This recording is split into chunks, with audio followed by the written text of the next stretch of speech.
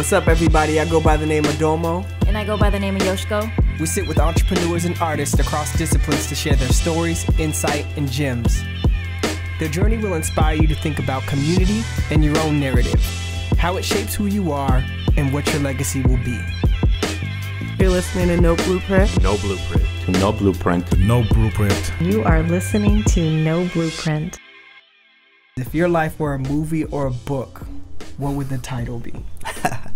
If my life were a movie or a book, wow, yeah, I might have to take some time with that one. Yeah. That's an interesting question. Man, that can go in a million different ways. Yeah. I think a part of the title would have to be Volume 1. Okay. Whatever the actual. It's a long story. It's a long story. Okay. At least I think so. I'm a fan of details, and details can make stories. So, there's a lot of details in this journey. So I'm not sure. I'd have to think about that. Do you know what the opening scene would be? The opening. Wow. The opening scene. Man, okay, I gotta get prepared for Dominique out here. The opening scene is it'd probably be an imagery of, I would say, I don't know, I'm going back and forth. It'd be maybe a montage of images of farmers in Mexico, and and then going on the other continent, going to Africa, and an imagery of village life in Africa, because I'm Black and Mexican. Yeah. And so I don't know how else I would start that story off other than trying to bombard people with what it means to be an Afro-Latino, Blaxican, Black Mexican, all the all the terms. Right. So I think I'd started off with letting people know that when you kind of first open your eyes, I see the world in a very interesting, different lens. Because I'm Black, but I'm also Mexican. Right. So what does that mean? So I would start the movie off ASAP, like, life in Mexico, life in Africa, and then how the hell do those two things come together? Absolutely. And so speaking of, how do those things come together for you? Sometimes they do, sometimes they don't. Well, I mean from the historical perspective, in the sense of you and of your family. Yeah, so it's interesting. So my family, so I know so much. I have a rich family background that derives from Mexico. Okay. And we have that history, and I'm so lucky. My grandfather took crazy notes and has a great memory. And our story from Africa, I mean, it gets limited, right? We can only go so far back. But in regards to my Mexican heritage, I can go back to the early 1800s to like my 3 great-grandfathers. And so how that started was essentially this native of Mexico, like an indigenous person, basically kind of had a one-night stand with a Mexican woman, and fled off, and she then had my great-grandfather, and they grew up in a small town in Chihuahua, Mexico, what we call the Pueblo, which is like a tiny town. And my grandma, my great-grandmother, she and her small little town would cook food and tortillas for Pancho Villa's men, and Pancho Villa was a revolutionary up north. So the revolutionaries would run in, and they would look to their little town to hide. She'd make them food, and my great-grandfather got shot by the Federales and got killed because he was trying to hide the rebels. And so they kind of filtered up to Texas, and then my great-grandfather was born, and then from Texas to Arizona, and so it's this interesting long history. And we got pictures that are in black and white. I got pictures of my great-grandfather laid out with my great-grandfather by his side as a kid. Wow. And it's a picture of him, deceased, after he got shot by the feds, but trying to hide out the rebels. So that history is deep, and I hold on to it because it really, I look at the work that we're doing today, and being more of a business activist, right? And that kind of revolutionary gene hasn't left. It's somehow kind of just stuck around. And then you go to the African American side, and we can go so far as back as a plantation in Tennessee and a plantation in Mississippi. Wow. And then after that, I mean, before that, it's a crapshoot. I mean, 23andMe, yeah, we're like X percentage Nigerian, but we don't have any ties, right? I can't go back and say I have pictures of my great grandfather in Nigeria from this tribe, and so you kind of put those two histories together. And it's more common than not, right? Because Mexicans own half the United States at one point, right? And then, when things turned around, the United States essentially, ran them out. The United States government ran the Mexicans out of Mexico and actually tried to take over much of Mexico. And then they were like, well, we'll bring you back. We'll bring you back to the United States, but it's going to be this program called the Bracero program, where you'll come and you'll work for a few hours or a few days or a few months, but then you got to go send your ass back. And it's just like, wow, like so disrespectful. So, the history of oppression with Mexican culture and African culture, African American culture is, to me, it's like I come from a lineage of two oppressed peoples, and that's amazing because it gives me so much strength, Absolutely. So when we met up to talk about you being on the podcast, it was at your short talks. Yes. Do you mind sharing the story of your grandmother? Yeah, no, I don't mind. I mean, I put it out there in front of a couple hundred people anyway, so I figure that kind of let the cat out the bag. Yeah, it's an emotional story. It's something that I've never told. The story I told was when I was about 5 years old, 1987. I was living in Spokane with my father at the time and his parents. So my dad lived with his mom and his dad, and it was crazy because we were the black family that actually had some things in Spokane. Had a nice big ass crib in Spokane. I was born in San Antonio, Texas. A lot of people don't know that. And I was there just maybe a year. I was an infant, and then my parents moved to Spokane. And my grandmother owned a salon. She owned a couple salons in Spokane, and it's crazy because you can still, if you Google her, you'll pull up. There's this Spokane Black Pioneers book that someone did back in the day, and they have her in there. And she was essentially, one of the only and first, African American women who owned her own salon, and she had 3 shops in Spokane in the 60s and 70s and 80s, and she was the first real entrepreneur, and she was the go-to. People get their hair done. Black folks, man, it's a space for gossip. Yeah.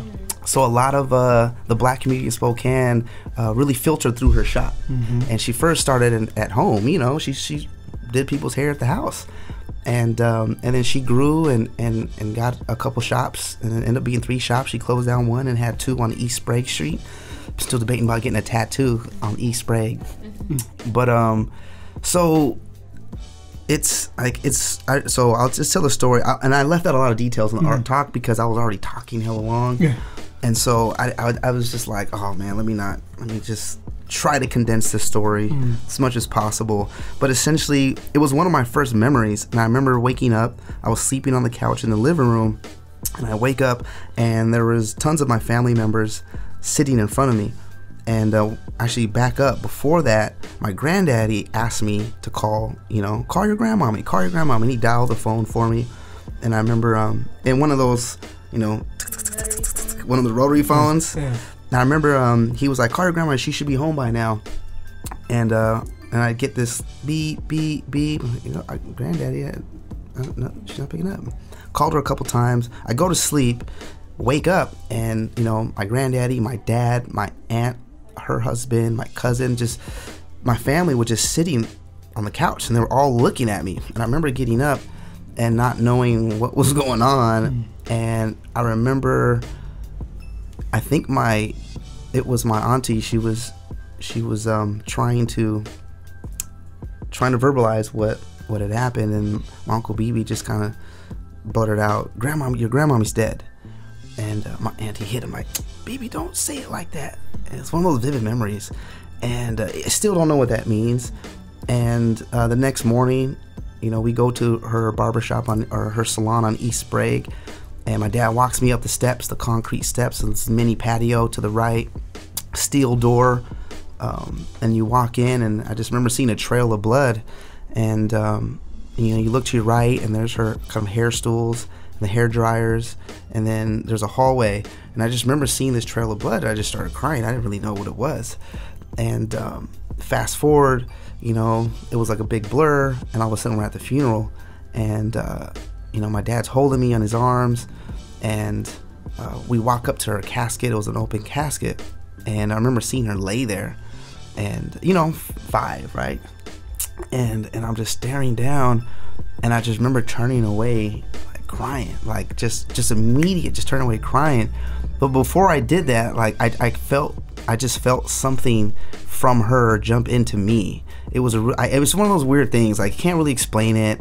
It's just kind of, I don't know. Like, I'm not trying to be all extra like spiritual and you know, esoteric, but it was one of those moments where for me as a kid, I look back and I'm like, something definitely happened. Like, something definitely attached to me when I made eye contact with her body. And I remember turning away crying, and you know, come to find out, she was stabbed 52 times in her own shop. And my grandmommy, she was an activist. Her shop was a place where homeless people, particularly a lot of the prostitutes, they would run to her shop and hide out from the pimps.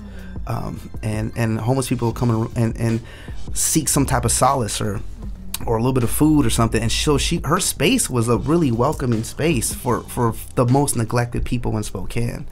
So a lot of people had mad love for my grandmommy because she was looking out for the community. Right. You know? And so she ran for city council in Spokane in 87. She lost, and it was days after she lost when she was murdered. Wow. And I, you know, like, the thing is the murder's unsolved, you know, and the police came in and they tried to pin it on this black hair salon dude who flew in he like traveled from Tennessee, worked in her shop. He was black, he was gay, and they tried to say that he was the one who did it. Right. He ended up 2 weeks later committing suicide, jumping out of a window apartment building in Spokane. Wow. So I'm like, well, all right, I don't know what that means. And it was just all of these things that were happening that didn't make any sense. And then a week after they, you know, her murder, her shop burns down, completely burns down. Wow. All evidence, everything gone. You know, and so for me, you know, I look at that and I'm like, first of all, how do you stab someone 52 times? Right. Like, how do you do that? And then, like, secondly, that had to be a hate crime. You have to hate somebody. Absolutely. You gotta hate somebody to just keep like stabbing them. Like, what? And so part of what I was mentioning at the ARC talk is I wanted people to feel the emotion, because I do think about it is, you know, when that person decided to take her life and they started the process of stabbing her, at what point, at what stab wound did her body actually decide to go? You know, how much pain did she endure? And her being a black woman in America, her being an entrepreneur, a businesswoman, her own shop, you know, she was solo dolo on her own twos, and she died like that. You know, she went out solo, and so she's a warrior to me, you know. And it's just one of those stories where I can't get too deep because I'll like start crying. It's just every time, because you know, it's my grandmommy, you know. And I wish I could know her more. I wish I could ask her questions. And it's crazy. I feel just so much more closer than her, and I only knew her technically 5 years of my life, right? But I feel so connected to her.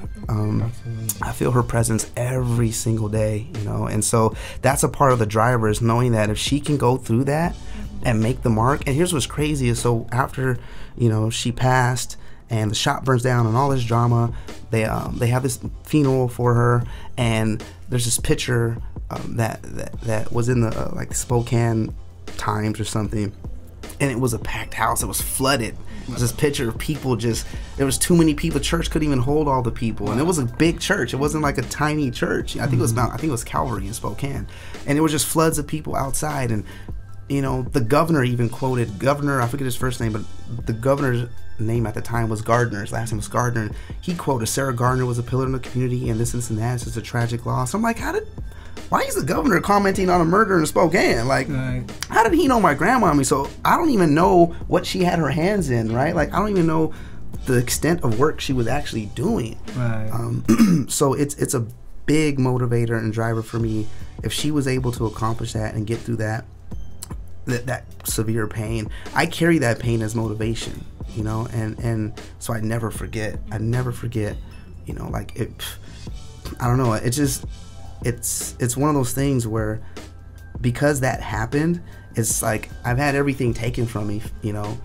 I've got property, I've lost property, family members, like it's there's not much you can take from me where I'm gonna really kind of be emotionally distraught about it.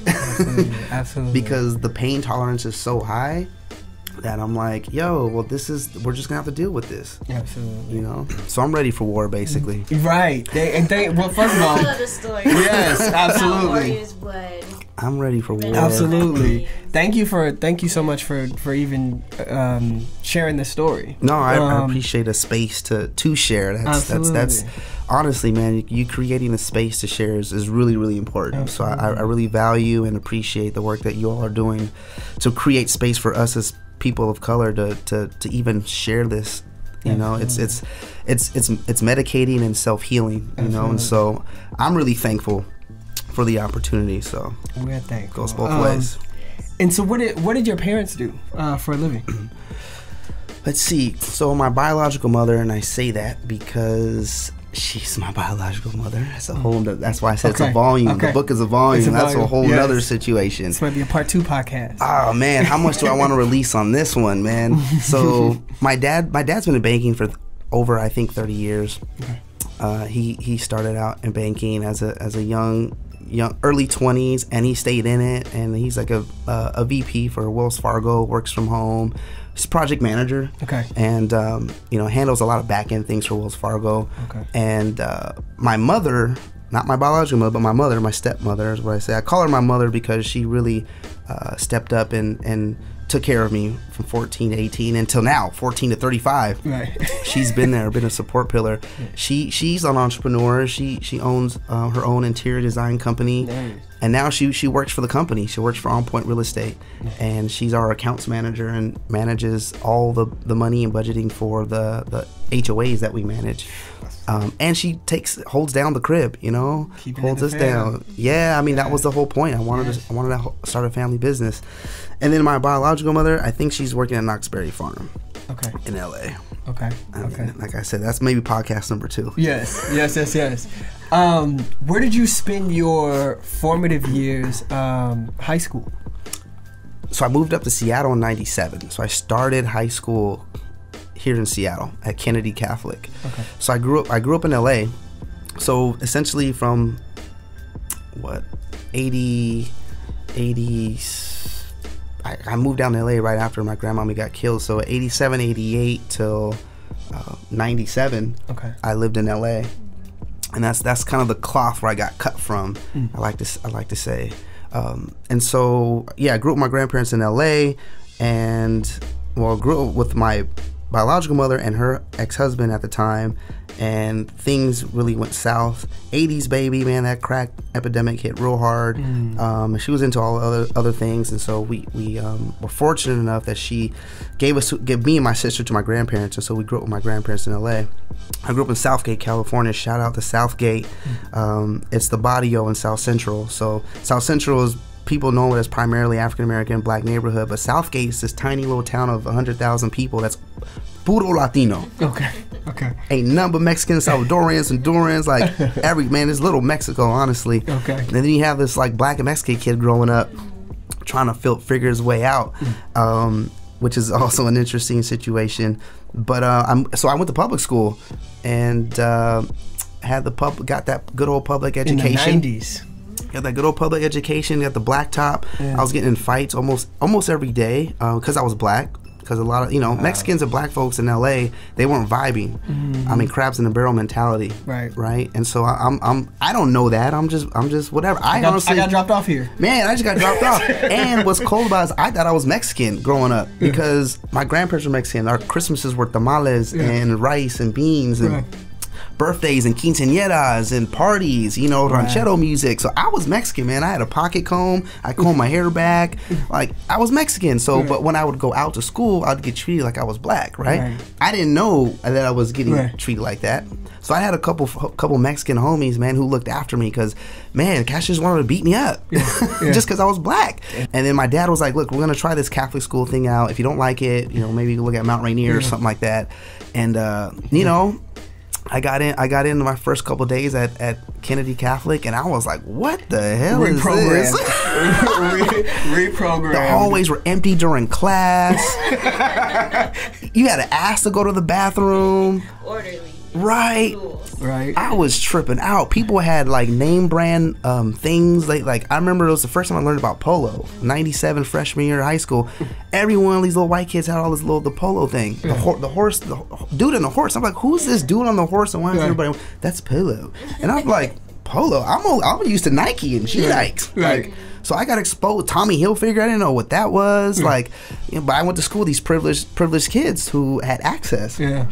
So my lens then started to transition to like, well, how do I first of all acknowledge that this is what it is, and then how do I fit in this mold? And because I don't have any of that. Right. And so high school was interesting, man. But my mom always told me, I was like a chameleon. I'd blend in, and that's what I did. I just kind of blend in. I didn't let it affect me in a way to where I felt like I had to be accepted. I just knew that, like, okay, well, I couldn't afford to get polo, but maybe I can get something close. Like, where's the bootleg version? From LA. Like, where's the swap meet? Right, man? right. Somebody got this unlocked. Somebody got it. And so it was quite the transition, man, to go from a very unstructured educational environment to a very structured environment. Right. What was your major? I was an English major at UW. Okay. Why English? Because what did you want to do? Yeah. So, I love to read and write. It was just, that's the creative in me, in a way, is I love to read and write. I love poetry. I was big in writing poetry. And it just was, English was a way for me to learn history just through a different way. Absolutely. And I just loved it. I love to write. And so, getting towards graduation, people would say, oh, well, you're getting ready to graduate University of Washington. Are you going to be a teacher? Are you going to be a teacher? Everyone was trying to push me to be a teacher. And at one point, I was like, yeah, I'm going to take my GREs and get in this PhD program in education and, be a professor. That's what I wanted to be, actually, when I was a student. And then I take the GREs. I did okay. And then I find out that the education program that I was going to apply to, they were like, oh, you need to take this European history class before you can apply to this program. And I was like, I'm not learning about white people again. I was like, I've been taking a European history class for the last 16 years. Literally, it was one class, and it was a European history class at UW, and they wanted me to, in the educational department, was like, take this class, we'll pay for it, we'll even pay for the class. Just take the class, and then we'll start working on your application to get you to the graduate program. And I was like, I'm sorry, that is just not interesting to me. Like, your people are not interesting to me. And and so I said no to that, and I started thinking about, and this was after Simona and I did the monument. Yeah. Okay, speak about that. Yeah, so a good friend of mine, Simona Dasgupta, shout out. Yes. We were students, and the UW basically memorialized Jim Owens, who used to be a football coach at UW, and he was racist as all hell, outwardly racist, and he was racist against the black players, wouldn't let them play, just saying things to them, just terrible. And they built a monument for him at UW. We got heated. And we're students, like, are you serious? You're gonna memorialize racism? This is absurd. Yeah. And this is 2002, 2003. And so basically I decided that we needed our own monument. We needed something to dedicate and represent who we are and the work we did as people of color. And so we went on a rampage and lobbied the top administration and put together a plan to build a monument that was dedicated to folks. Now, here's what's crazy. You look across the country, and particularly to some of the most whitest universities, and UW is a white university. Oh, yeah. Don't get it twisted. They still have some issues. And they're probably the only one in the country that has a slave block on their campus. Absolutely. And that's what I went after. But I had to frame the slave block in a way that the language was like, this is a pillar to describe the commercialization and commoditization of all of us, because we're all selling ourselves at some point. Man, please, that's a slave block, man. End of the day. And you heard it here first. So I will say, like, that story is so interesting to me, and like my brain is just kind of like firing a whole bunch, because when I was at the UW, I used to work as a ambassador for the Office of Minority Affairs and Diversity, and we have to give these tours to high school and middle school students, and so our tours were always different from the regular university tours, because we would always stop by the block and talk about the block to all these students and say, like, look, this monument was created by students, it was initiated by students, here's what it means, and here's like what you can do when you get here. And so there, at least for my tours, and I've done dozens of them, they all know about your monument, they all know about like who did it, and that's amazing. It's really, really powerful. And I remember I was trying to think of where I'd seen you before, and I think you had come to the first student walkout, and we had all gathered around the monument, and you had made like a little speech, and so I remember that. There. Yeah, Yes. the first student walkout that we had at the UW,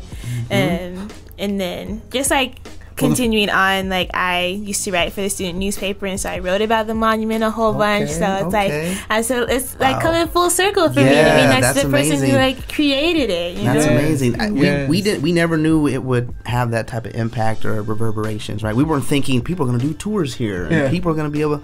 We were thinking, let's create a space to really, honestly, like respect the people of color who laid the foundation for us to be here. Absolutely. And actually pay tuition and keep these walls going. Why are you ignoring us, man? Like, we pay tuition too. And so to see it kind of like reverberate out is like, wow. And how many years later, you know, it's like, that's something we weren't thinking like that. We were just like activists, like we need a monument. And then all of these ripple effects, and that's so amazing to me. And the first student walkout with you as BSU president, right?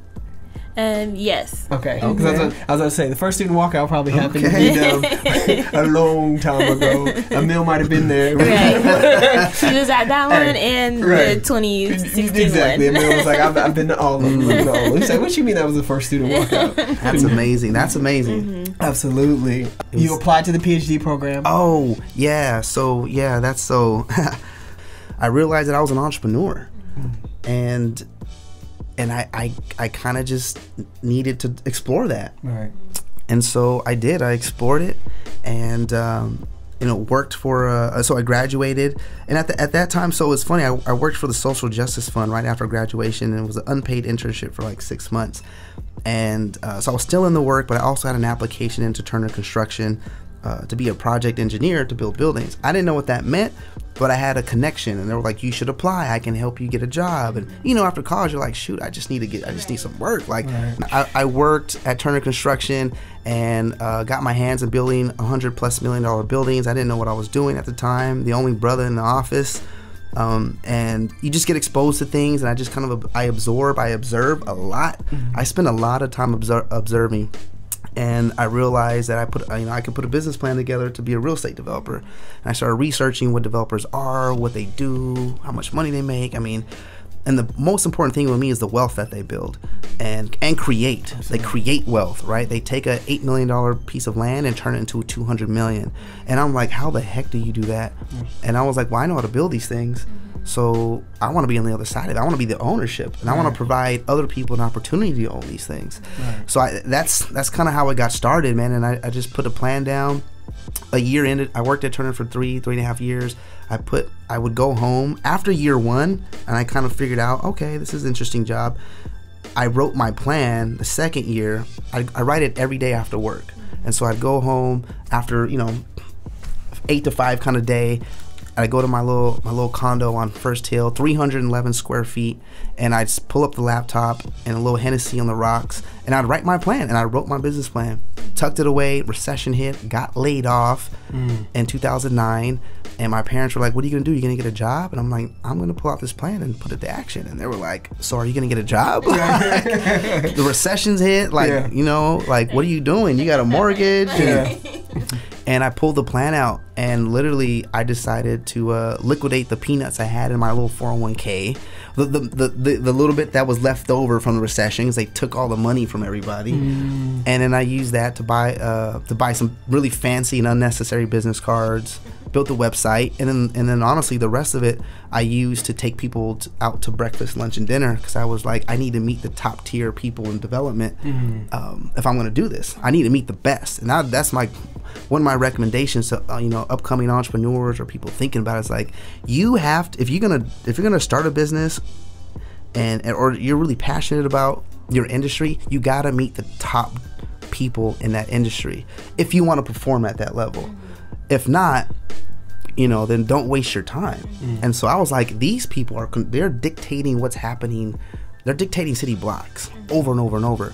And if that's something I want to do, why am I going to waste my time meeting with somebody who's not doing that? Jim. And so I show up to their office and get to the, top floor corner office overlooking Puget Sound. And, these guys are 30 years deep in the game, and they just start dropping me with gems. Bah, bah, bah, bah, bah. And I'd be like, wow, I don't even know what to do with that info. And I just kept it up. And those same people from 2009 to now are my friends and mentors. I still have relationships with them, and they're still having cranes in the sky. Yeah. Right? It takes forever. And, I'm black in a 70% white city trying to get a crane. Right. Shit ain't easy. Right. Right. But it doesn't mean I'm going to stop. Right. Doesn't mean that I don't know what I'm doing. It just means that there's some barriers, and, I'm built for this. Right. We gonna be here, and it's just at some point Seattle's gonna realize that they're gonna need other people who from other ethnic backgrounds that need to dictate what the city blocks look like. Absolutely. Otherwise, when you have the same people doing this, having the same cranes, creating the same spaces, like this space should be downtown Seattle. Absolutely. This seed space, your podcast, and there's room for that. Right. But why would they don't think like that, right? They don't come from where we come from. So in a way, I don't blame them. It's not an ill-intentioned thing that they're excluding us from the participation. They just don't think about it. Right. They never invited us to the party before, so why would they think to extend the invite? Right. And I'm like, boom, boom, boom. Hey, hello, I heard you're having a party. Absolutely. Like the music was loud. Yeah. Nah, it's opposite. The music be hella low. They be trying to keep it under the radar. They don't even want to clink glasses. Clink. So who were the first folks that you showed your business plans to? Man, the first people I showed my business plans to. Well, I told my parents about it. Mm-hmm. They were the first out the gate. I was home. I'd spend my time writing my plan at home. I literally built the business at Cherry Street Cafe on 1st and Cherry, and Cafe Vita's on Pike and Capitol Hill, Pike and 10th or something. And my job, I wake up without no job. My job from like 7 to 8 p.m., I'd go to Cafe Vita's from 7 in the morning to 8 p.m. and I would sit upstairs, have enough for maybe 2 coffees a day or a coffee and a pastry, and I would just write. I'd write. I'd take a little break around noon. I'd walk outside Capitol Hill. I saw Spike Lee one time randomly. I was like, what? And then I'd go back up and I'd write. And the first people I showed my business plan to was in the SCORE office, the SBA people, Small Business Administration downtown. Somebody was like, you got to go talk to the SCORE people, free mentorship basically, and they'll look at your business plan for free. And I met this old 80-year-old white dude. He might have been 70 at the time.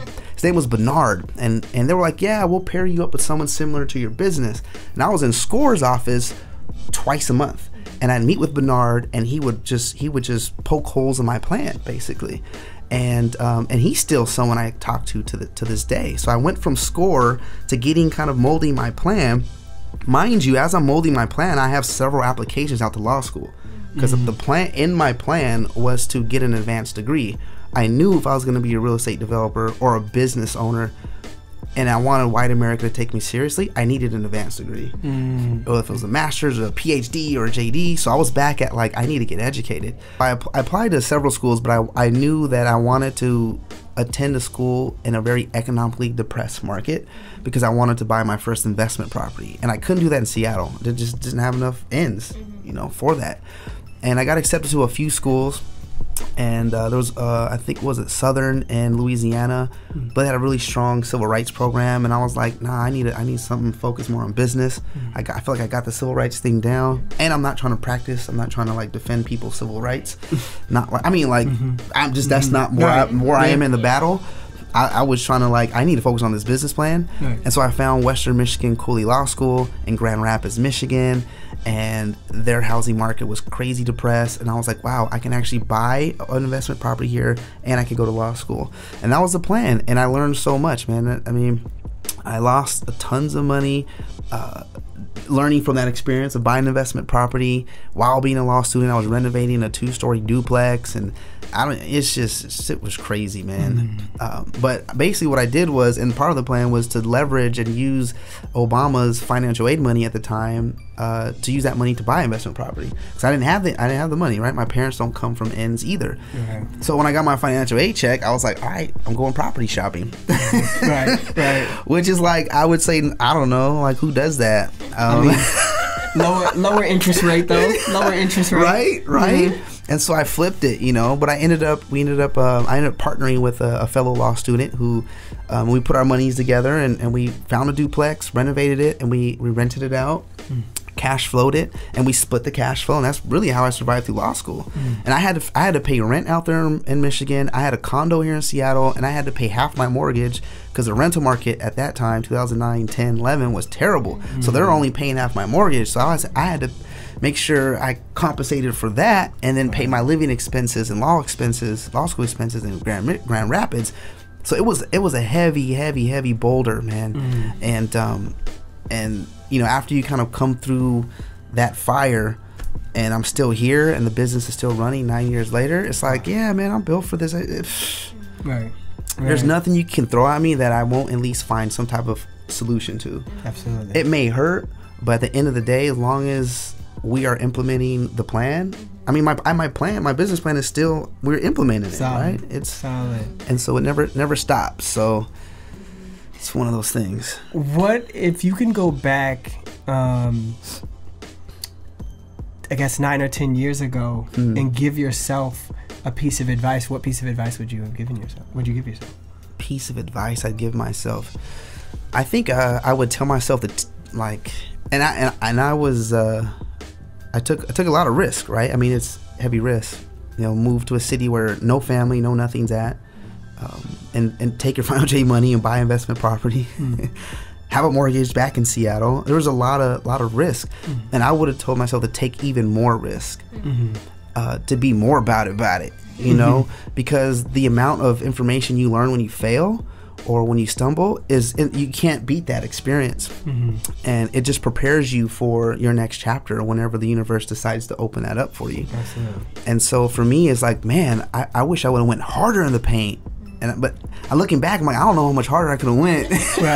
Right. But there's always a precipice, right? There's always a point where we all know where our breaking point is. Absolutely.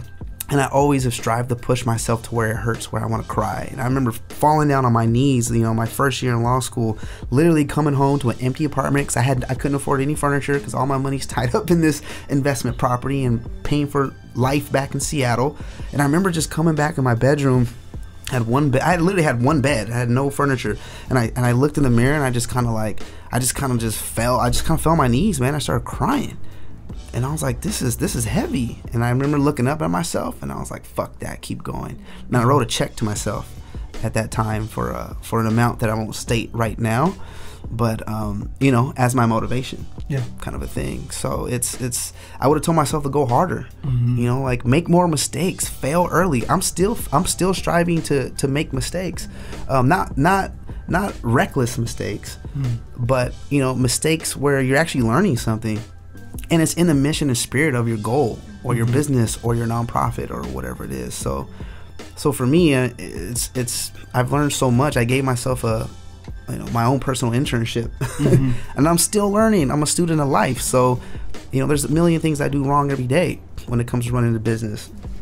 I wish I had my grandmama here, to tell me, like, do these things, don't do these things. Make sure your books are in order before this time period. You don't know all that. Right. You just kind of do it. Yeah. talk about your space in Post Alley and Tony Taj. Tony Taj, my guy Jose Torres, shout out. Yeah, so Tony Taj, aka Jose Torres, shout out. Another black Latino business owner. He's been in the art game for probably 15, 20 years. And we crossed paths maybe 2014-ish, 2013. Walked into his pop-up gallery on First Avenue because he has some really dope art. And you know, he came around the corner and introduced himself in his gallery, and I was like, what? There's a black Latino dude with a gallery downtown? Yeah. Immediately was like drawn in to like, okay, I need to learn your hustle. I need to explore. And we've been friends ever since that time, and just really worked on thinking about how we're going to work together. And so we ended up, you know, 4 years later, getting a space together where he had all his artwork and we did the real estate, and we collaborated in our space in Post Alley. And because, you know, I do things unconventional and I didn't want a boring real estate office, and I thought it'd be really cool to have some really dope urban art in our office to engage who we're bringing in. And so we partnered that way, and you know, we've since grown and gotten an office across the way, and his gallery now is all art. And then our space is real estate, but with his art up. And we have a couple other artists who put some work up. And so really we look out for each other. You know, it's kind of like going to the gym by yourself. If you don't have a spotter, it's tough to know how much you can maximize, you know, how much weight you can lift. And having another, you know, business owner of color that close, it's comforting. And he pushes me, I push him, and he gives me other things to think about. He's a few years older.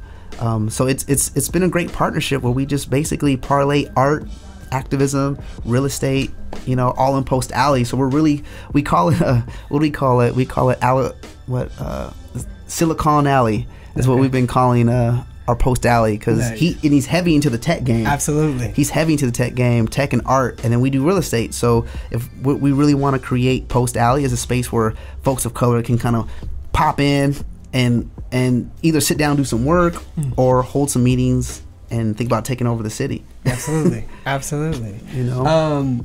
And then what's next? What's next? It's always something next, right? You know, like from a work perspective, we have some really, really great projects from a development perspective that are going to, I think, yield some really great community benefits. And so we're looking at some multifamily housing and mixed-use projects in South Seattle, particularly. We really want to open up our office space to community folks and other businesses who want to collaborate or just need a space to meet. That way we can really generate a lot of movement amongst other people's dreams and ambitions. And we need more business owners of color. We need more entrepreneurs. And if our space, our office space, can be I guess an example of what happens when you take a risk, then I'm hoping folks can realize that they can also take that risk. Absolutely. And so the next step is really just to continue doing what we're doing. Don't switch. I'm not switching the playbook. I'm not flipping the script. We stick to the plan, stick to the script. Yes, trust the process. Trust the process. Trust the process. Oh, it's funny. I was just working on a newsletter, and I started a newsletter with trust the process. Yeah. I was like, I've been hearing that a lot. Trust the process. You know, Ace Hood got a song, or his album is called Trust the Process. Okay. And it's been in my mind for some time. But I also thinking about the flip side of that, about how do we say that to the people who are homeless in Seattle? Just trust the process. Yeah. Like that doesn't what? Yeah. What it means to me is different to someone living on the streets. Absolutely. And so trusting the process is one half, and then the other half is how do we get engaged in the process so we can trust it, you know? And so that's what I'm hoping to do. And the last thing, or you know, to wrap up is I've been fortunate enough to be placed, I call it the middle of the onion in Seattle, as an executive board member for the Seattle Chamber. And you know, I'm sitting in these monthly board meetings with, you know, Amazon's number 3, number 4 guy, you know, the global real estate guy, and all the C-level executives from the top companies in the state, Microsoft, Boeing, you know, just all down the line, you know. And I'm in this space. I'm probably the youngest, definitely the blackest, you know, and not even nowhere near their financial success as far as the business is concerned. And sitting in that space has really, really opened my eyes into how Seattle gets kept the way it is. And I'm hoping I can open up a few doors. And there's people who are open. They're ready for it. They're like, they just need a little bit of help, right? Yeah. And so I'm in this really interesting position where, one of my hats as a young executive, I don't call myself a young professional. I'm a young executive because I operate on an executive level. Is how do I leverage this really powerful space to where we get more folks of color involved and their voices heard? So it's one of those things, man. When I think about what's next, it's about just like sticking to the script, just execute on the plan. Absolutely. And hopefully we will, we'll grow from there. Absolutely. This is awesome. How can people stay in touch? I'm not hard to find on the web, social media, at Jaebadiah, on the Twitter, at Jaebadiah, on the Instagram, Jaebadiah, Facebook, all of that. But reach out. I don't make it hard for people to find me, but I will say this: there will be a time that I'm waiting for and working for, where I'm going to be deactivating all my accounts, and the only thing I'm going to have is my Twitter, because I love me some Twitter. But the whole point is to get out there as much as possible so people can see the work we're doing. Absolutely. And then we're going to get to a point where I don't really need that. I don't really need that anymore. Yeah. I just talk shit to Donald Trump over Twitter. Right. That's the only thing I'll keep. But we're on the social, man, at Jaebadiah, that's for sure. Or at Onpoint Real Estate, Onpoint NW, on Instagram and Twitter. That's what's up. Thank you so much. Appreciate it, man. Yes. If you liked what you heard, be sure to donate so we can keep going. We are on SoundCloud, iTunes, and YouTube, so be sure to subscribe, rate, and comment. You have no idea how much it helps. We also want to know what you think. You can hit us up on Facebook, Twitter, and Instagram, and you can even use the hashtag #NoBlueprint. And if you're really down with the movement, you can join our Patreon account and become a patron, where you'll get exclusive content and limited edition merchandise. No Blueprint is powered by Ambassador Stories. We share stories of the people, places, and spaces that bring soul to our communities. No Blueprint is recorded at Ambassador Stories Studios and co-produced with me, Mayowa Aina. Hear more episodes of No Blueprint and get official No Blueprint merchandise at noblueprintpodcast.com.